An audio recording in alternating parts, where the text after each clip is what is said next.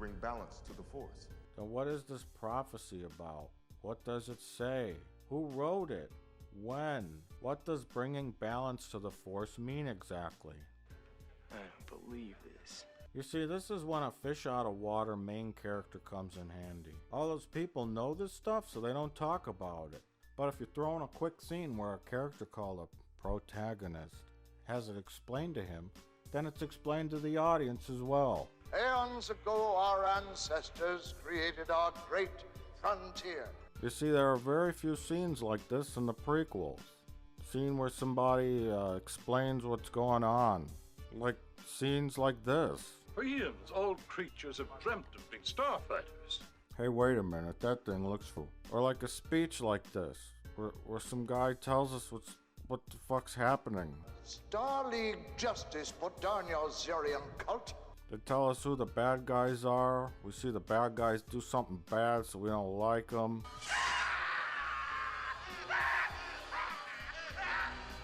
We get a lot of information so that we know what's happening.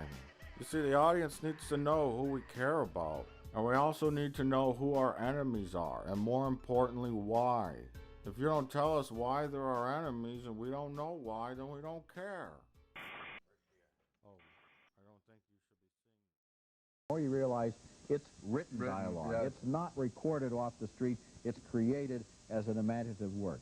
And it has resonance in the kinds of things that are left out of other movies. Yes, it does.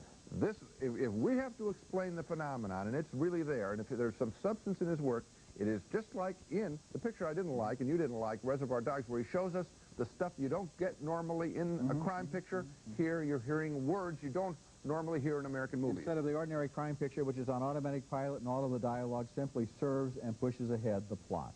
When we come back, when they added up the best 10 lists... And now, the violent intensity of Pulp Fiction calls to mind other violent watershed films that were considered classics in their time and still are. Hitchcock's Psycho, Arthur Penn's Bonnie and Clyde, and Stanley Kubrick's A Clockwork Orange. Each film shook up a tired, bloated movie industry and used a world of lively lowlifes to reflect how dull other movies had become. And that, I predict, will be the ultimate honor for Pulp Fiction. Like all great films, it criticizes other movies. Roger and I have been witness to the ossification of American movies with their brittle formulas. Pulp Fiction is a refreshing mind-bender. And audiences are saying they'd rather spend time with these creeps than with the boring straight people that occupy most American films. Boy, I agree with that, Gene. And you know, out in Hollywood, there are screenwriting workshops and books and outlines and computer programs that tell you exactly how to write a movie, and we're beginning to go to the movies and recognize movies that have been written out of these formulas. Yeah. Here's a guy who comes along and says, throw away all that junk, let's make it up fresh. Yes, well, you know, he's talked about how he loves certain scenes, classic scenes from other movies, and what he's done is just throw one after another. You've got it. Okay, I've looked at Pulp Fiction several times now, and during the week at the University of Virginia, I spent 10 hours going through it one shot at a time with a large group of students. I think there are several things that add to the movie's appeal. One is Tarantino's strategy of toying with the audience by delaying action and violence with humorous dialogue. In this scene, two hitmen are going on a job. They're discussing foot massage. They get to the apartment where their victims live, and instead of going in, they keep on talking.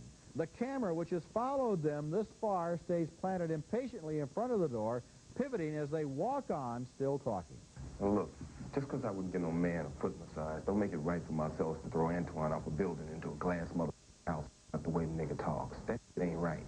What everybody notices is how the film's chronology is all mixed up. This isn't are available on video. You can be influenced by the same films that influenced Quentin Tarantino.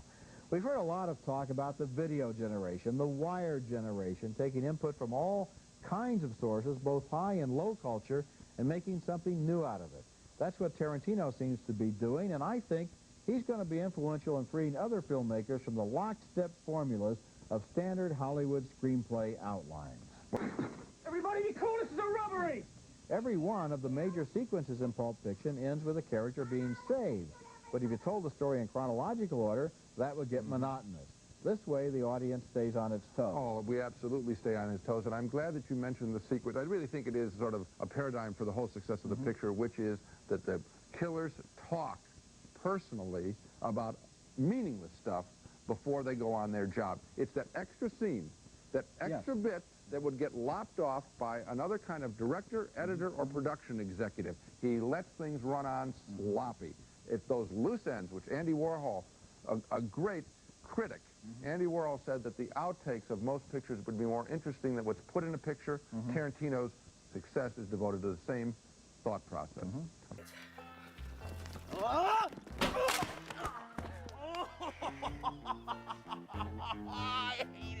Some things just don't translate to camera. You know?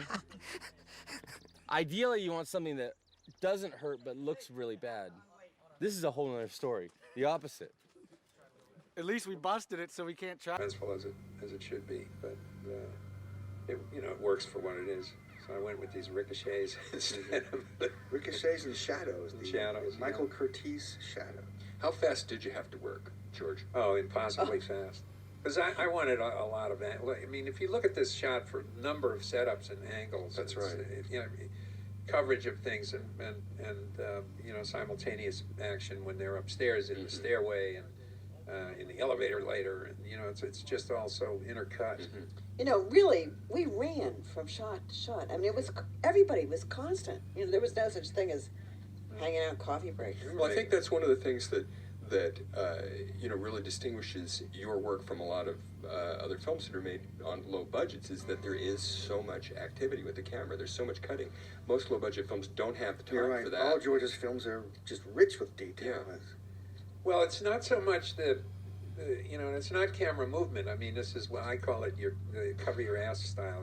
Just shoot a lot of angles and get a lot of coverage. But that way you can change Right. dialogue, change content if you need to.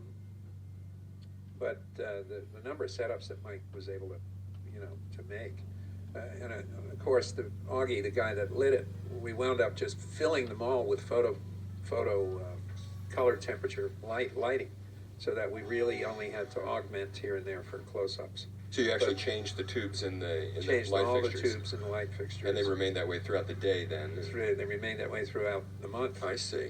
And so that we were just pretty much able to shoot wide shots.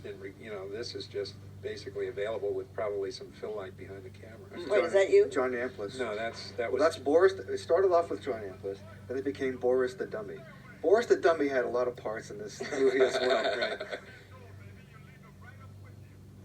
The Hare Krishna zombie really, people stands out. I'm really bored already. Compare this fecal matter to the opening of the original Star Wars.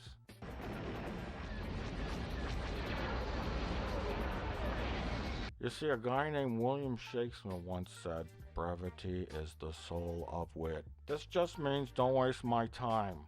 You keep it nice and simple. I said stop wasting my time. Stop it! Without saying one word of awkward, boring political dialogue that goes on for 10 minutes, we know everything we need to know just by the visuals. Rebels, Empire. We get a sense of how small and ill-equipped the rebels are and how large and powerful the Empire is. The low angle implies dominance, and the length of the Star Destroyer implies the long reach of the Empire. This shot says everything we need to know without saying one word. In fact, this is so genius, I have a feeling that George Lucas had nothing to do with it and probably fought against putting it in the movie. So this comparison of openings is a small example of the overall styles of both films.